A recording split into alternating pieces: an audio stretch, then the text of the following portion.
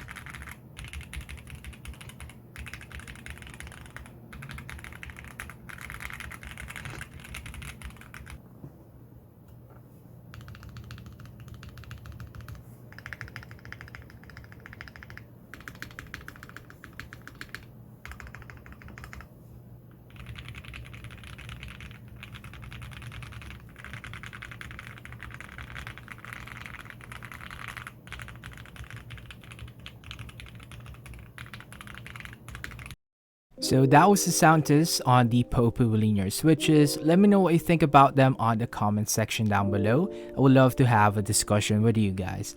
Also, please don't forget to hit the like button, and before we talk about my thoughts and opinion about the switches, you already know the drill. Let's break down the materials that was used on the switch.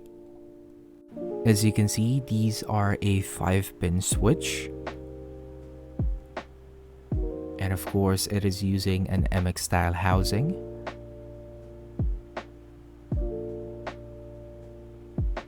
So we have nylon for the bottom housing.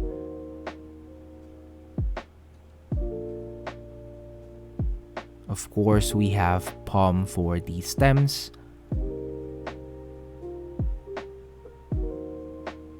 And for the top housing, they did not disclose it and called it a secret material.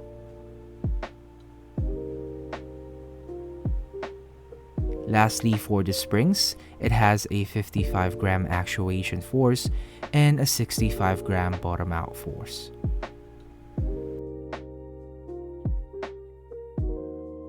Also, here's a quick comparison with the springs on the Opblacks.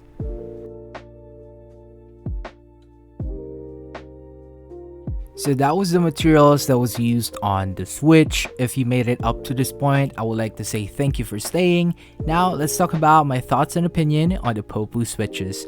But again, please do remember my disclaimer that the sound and experience may vary depending on your keyboard build. Again, I'm using the Vega 65 with a polycarbonate plate, a PCB2 plate foam, and one case foam. For the keycaps, I was using the GMK Mitolet set. Let's finally talk about my thoughts and opinion on the feel. Now, I don't know if the batches that I had was bad, but on stock, I can really feel some spring crunch, which I didn't have on my Opblacks. They are still smooth, but it was quite annoying at first, so of course, lubing them will get the job done. So once lubed, they are really smooth and I didn't notice any scratchiness at all, and I can say they feel somewhat the same as the lubed Opblacks. It's just a really nice switch to type on. Now for my thoughts on the sound. Well, on stock, as mentioned, it was quite pingy unlike my Opblacks, but once lubed, it sounded clacky and as expected, which you already know this is my sound preference when it comes to switches, so I really love how it sounded on my board, and I can say that they sounded like my Opblacks. Maybe there's like some slight difference in terms of the pitch, since of course, maybe I lubed this way too light, or maybe I lubed this a bit more than my Opblacks, but yeah, nonetheless, it's a really good sounding switch and I'm really satisfied on how it sounds. So overall, in my opinion, these are really worth it and I highly recommend getting them as they feel very smooth once lubed and it's a very nice switch to type on. And of course, they do sound amazing. It's a really nice pickup if you missed out on the Opblacks, and I can't stress this enough, it's just a really smooth switch in my opinion. So yeah, that is it for the video guys. I hope you liked and enjoyed the review, and please don't forget to comment your opinion and thoughts about the switches. Let's have some discussion on the comment section. And also, let's not forget to hit the like button as it helps out my channel a lot. And let's try to aim for 50 likes on this video, and I know we can do that. So what's next? Well, I do have my first KTT switches to try, so I think that's gonna be up for the next review and sound test, so please stay tuned for that. And again, don't forget to like the video, share if you want, and of course subscribe for more, and I'll see you guys on the next sound test. Peace.